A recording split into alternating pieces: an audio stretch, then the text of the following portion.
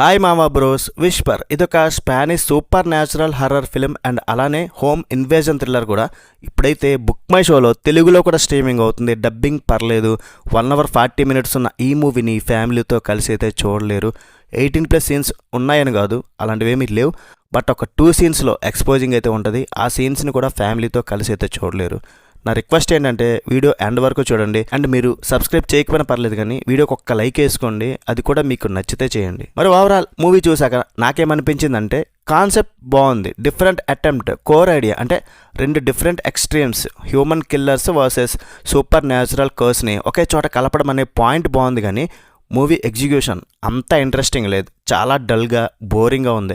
స్లోగా ఉన్నా పర్లేదు, అట్లీస్ట్ థ్రిల్ చేస్తే చాలు అనుకున్నా. బట్ ఏది కూడా ఒక్క ఇంట్రెస్ట్ సీన్ కూడా ఎంగేజింగ్గా చూపించలేదు. సో నాకైతే టైం వేస్ట్ అనిపించింది భయ్య. ఆపండి, చూపించినంతవరకు చాలు, ఇంకా వెళ్ళిపోండి. ఇందులో రెగ్యులర్ సినిమా లాగా జంప్ స్కేర్స్ లేవు. కేవలం ఒక అట్మాస్ఫియర్, సైలెన్స్ ద్వారా సాగే ఒక స్లో బర్న్ మూవీ అనమాట.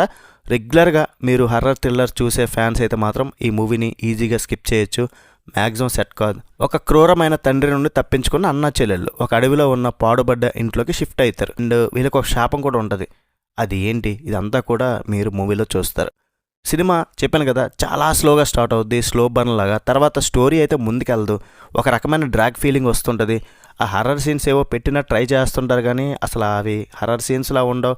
అక్కడ చూస్తే ఏమీ ఉండదు. స్క్రీన్ ప్లే చాలా ఫ్లాట్గా ఉండడం వల్ల పెద్దగా ఇంట్రెస్టింగ్ ఎలిమెంట్స్ అయితే ఏమీ కనబడవు. సెకండ్ హాఫ్ అయినా మూవీ అట్లీస్ట్ స్పీడ్ అందుకుంటుంది అనుకున్న, ఒక పక్క కిల్లర్స్, ఇంకొక పక్క వ్యాంపైర్ ఎలిమెంట్, ఈ రెండింటి మధ్య రావాల్సిన ఆ హై టెన్షన్ ఎగ్జిక్యూషన్ మాత్రం పూర్తిగా మిస్ఫైర్ అయిపోయింది. కానీ సినిమాటోగ్రఫీ, అట్మాస్ఫియర్ మాత్రం చాలా బాగున్నాయి. అడవిలో ఉన్న ఒంటరి ఇల్లు, ఆ కెమెరా వర్క్ ద్వారా చాలా బాగా ఎలివేట్ చేశారు.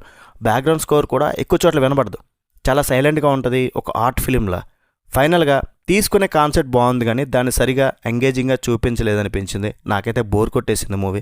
మీరు చూడాలంటే మీ ఇష్టం. ఇంకా ఓవరాల్గా మన ఛానల్ ఇచ్చే రేటింగ్ ఏంటంటే 2.25 out of 5. రివ్యూ నచ్చితే ఒక లైక్ వేసుకోండి. నెక్స్ట్ వీడియో మళ్ళీ కలుద్దాం. Bye bye.